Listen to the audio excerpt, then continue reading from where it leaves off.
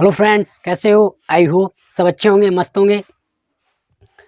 तो जो बिहार शिक्षक भर्ती बीपीएससी टीआरई 3.0 है, उसका जो एग्ज़ाम है मार्च में होने वाला है। उसका नोटिफिकेशन 15 फरवरी को आ जाएगा। तो अब टाइम है नहीं कुछ आपके पास में, देखा जाए तो सिर्फ 1 महीना है और 1 महीने के अंदर आपको अच्छे से मेहनत करनी है ताकि आप एग्ज़ाम में क्वालिफाई उसको और एग्ज़ाम को पास करके एक सिक्योर जॉब ले सको। ताकि आपकी जो काफ़ी टाइम से मतलब लॉन्ग टाइम से ये हर एक स्टूडेंट का होता है कि मुझे कोई एक जॉब मिले जिसकी आप प्रिपरेशन कर रहे हो उस मंजिल तक आप पहुँचो।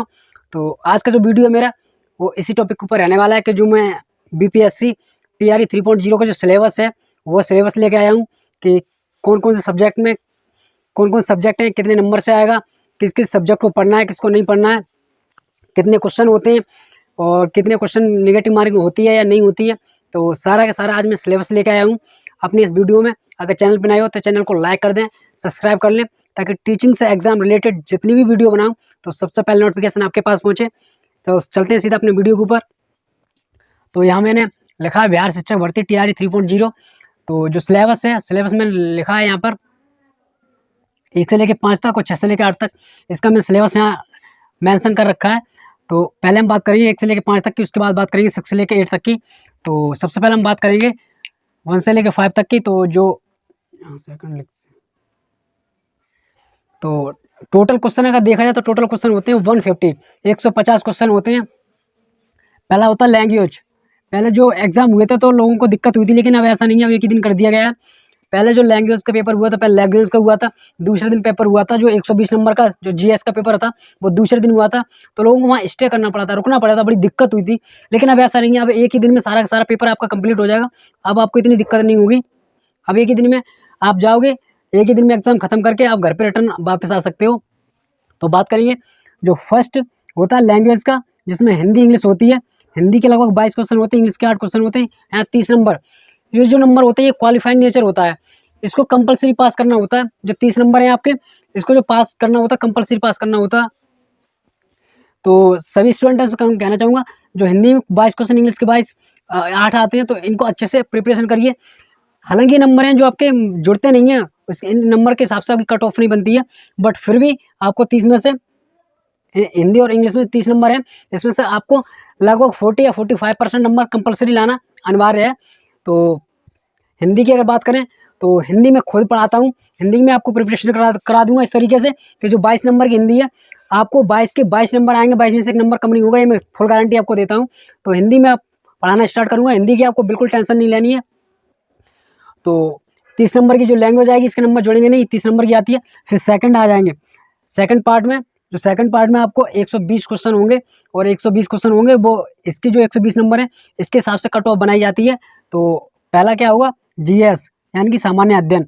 सामान्य अध्ययन से आपके क्वेश्चन कितने होंगे, जो सामान्य अध्ययन से क्वेश्चन होंगे 120 क्वेश्चन होंगे, जिसमें मैथ भी पूछा जाएगा, रीजनिंग भी पूछी जाएगी, जीके जनरल नॉलेज भी पूछी जाएगी, और फिर उसके बाद में साइंस से भी क्वेश्चन होंगे, विज्ञान से भी, एसएसटी एंड सामाजिक अध्ययन से भी क्वेश्चन आपसे पूछे जाएंगे, भूगोल से भी आपसे क्वेश्चन पूछे जाएंगे, पर्यावरण से भी पूछे जाएंगे, और भारतीय राष्ट्रीय आंदोलन। यानी कि जो आपको पूरा सिलेबस है, जो पार्ट सेकंड पेपर मतलब पेपर एक ही होता है लेकिन उसमें पार्ट डिवाइड होते हैं। पहला होता है 30 नंबर का, दूसरा होता है 120 नंबर का। तो इस 120 नंबर की आपकी कट ऑफ बनती है, इसी नंबर से आपका रिजल्ट तय होता है कि आप पास हो, आपको मतलब मेरिट में हो या नहीं हो। तो इस 120 नंबर पूरा तय करता है। तो आपको ये सब कुछ पढ़ना है, अच्छे से पढ़ना है। और आपको पढ़ना क्या, कौन कौन सी बुकों से, एससीईआरटी और एनसीईआरटी, आपको इनको फॉलो करना है। जो सामान्य अध्ययन में अगर आप बात करेंगे तो सामान्य अध्ययन में आपको ज़्यादा से ज़्यादा एससीईआरटी फॉलो करनी है, जो बिहार की होगी। बिहार की जितनी भी 1 से लेकर 5, 6, 8 की जितनी भी एससीईआरटी होगी, खासकर जो पीआरटी की प्राइमरी के हैं वो 1 से लेकर 5 हो सकता है 6 तक की, आप 6 8 तक की ये सामान्य अध्ययन आपको पढ़ना है। तो एससीईआरटी ज़्यादा फोकस करना है, जो बिहार कंपलसरी बिहार जीके से जीएस से रिलेटेड क्वेश्चन आएंगे वो एससीईआरटी ज़्यादा फोकस करना है। साथ में एनसीईआरटी भी आपको पढ़ना है, एनसीईआरटी पढ़ना है। तो इन दोनों में कमांड आपको अच्छे से करनी है। तो ये हो गए 1 से लेकर 5, टोटल क्वेश्चन 150 होंगे। और अगर बात करें निगेटिव मार्किंग, कोई है नहीं यहाँ भी, कोई निगेटिव मार्किंग नो, यहाँ भी कोई निगेटिव मार्किंग नहीं है।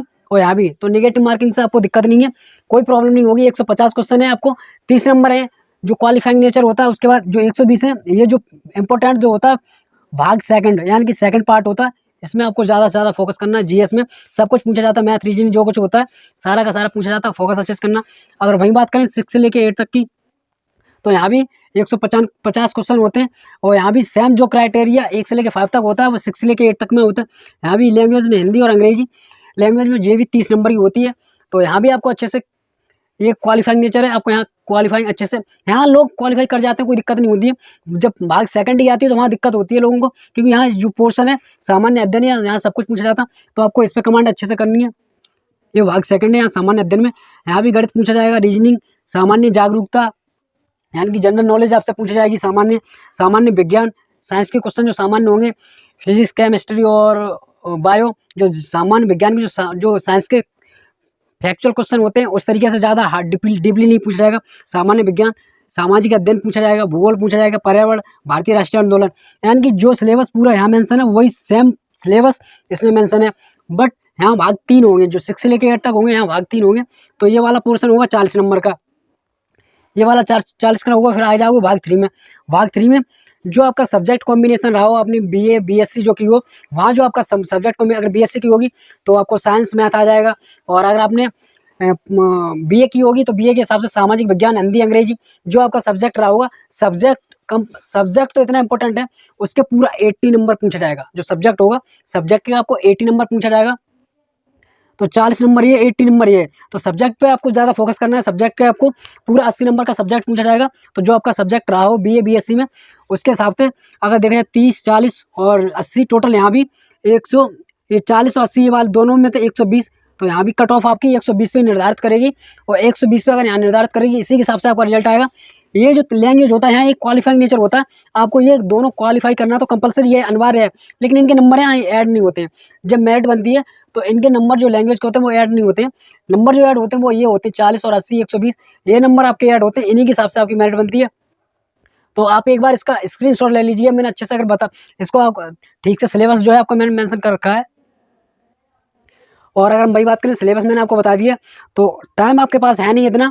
तो अगर हम देखें तो जो फेज़ 1 फेज़ 2 आया था और फेज़ 3 आने वाला जो मार्च में एग्जाम होगा, तो अगर हम बात करें तो आपको अब ज़्यादा प्रॉब्लम नहीं होनी चाहिए, क्योंकि जिस बंदे ने फेज़ 1 में किया होगा, पढ़ाई की होगी, सिलेबस कंप्लीट किया होगा, उसका अगर फेज़ 1 में नहीं हो पाया तो उसने वो पढ़ाई फेज़ 2 में की होगी। अगर बाय द वे फेज़ 2 में जिसका नहीं हो पाया होगा, अब वो फेज़ 3 आ रहा, तो यानी कि तैयारी तो आपकी फेज़ 1 से ही चल रही है। आप ये मत सोचो कि हमें 1 महीने का मौका मिला। 1 महीने का मौका तो ज़रूर मिला, लेकिन आप जो पढ़ते आए हो वही चीज़ है, सिलेबस आपका चेंज नहीं हुआ है, ना किसी तरीके का इसमें हेरफेर है। पेपर की यही बात, पेपर की पहले आपको स्टे करना पड़ा था, रुकना पड़ा था, लेकिन अब ऐसा नहीं है। एक ही दिन पेपर होता है, पूरा पेपर कंप्लीट हो जाता है, आपको ज़्यादा टेंशन लेने की जरूरत नहीं है। तो जितना हो सके अच्छे से मेहनत करो, ईमानदारी से मेहनत करो, और जितना हो सके कंपलसरी जिस भी प्लेटफॉर्म से पढ़ रहे हो, ऑनलाइन हो ऑफलाइन हो, self study compulsory. Self study इतना मोस्ट है, हम आपको बता नहीं सकते। अगर आपने पढ़ने कहीं से ही पढ़ के आ रहे हो, अगर आप सेल्फ स्टडी नहीं कर रहे हो तो सब बेकार है। और आप कम पढ़ो लेकिन उसका रिवीजन करो, पढ़ने के साथ साथ आपको रिवीजन करना जरूरी है। अगर आप पढ़ाई तो ज़्यादा कर लोगे, लेकिन जो रिवीजन है, अगर रिवीजन नहीं किया तो सब बेकार हो जाएगा। बेशक कम पढ़ो लेकिन रिवीजन उसका करना कंपलसरी है। तो ये जो वीडियो बनाई थी वो सारा सिलेबस बताया था मैंने, क्या क्या सिलेबस आ सकता है। आई होप अगर वीडियो अच्छी लगी हो तो चैनल को लाइक कर दें, वीडियो को लाइक कर दें, एंड चैनल को सब्सक्राइब कर दें। और जितने भी आपके फ्रेंड सर्कल में, फ्रेंड जोन में जितने भी फ्रेंड्स हों जो टीचिंग एग्जाम की प्रिपरेशन कर रहे हैं, उन सभी को ये वीडियो वहाँ तक शेयर कर दें, ताकि उनको भी इस बारे में पता पड़ जाए। क्योंकि किसी दूसरे का भला करने से ही अपना भला होता है। ये मत सोचो जो चीज़ हमें मिल रही है हम दूसरे तक ना पहुँचाएं। तो अगर ऐसा सोचोगे तो ऊपर वाला भी आपके साथ में अच्छा नहीं सोचेगा। तो पॉजिटिव रहिए, कभी ये मत सोचिएगा जो चीज़ हमें मिल रही है वो हो सकता है हम दूसरे को ना बताएं तो उससे हमारा भला हो जाएगा। ऐसा बिल्कुल नहीं होता। अपने भले के साथ साथ दूसरे का भी भला कीजिए, तो ऊपर वाला आपका भी भला करेगा। वीडियो बनाने का मेरा यही मकसद था। Thank you so much, wish you all the best, all of you.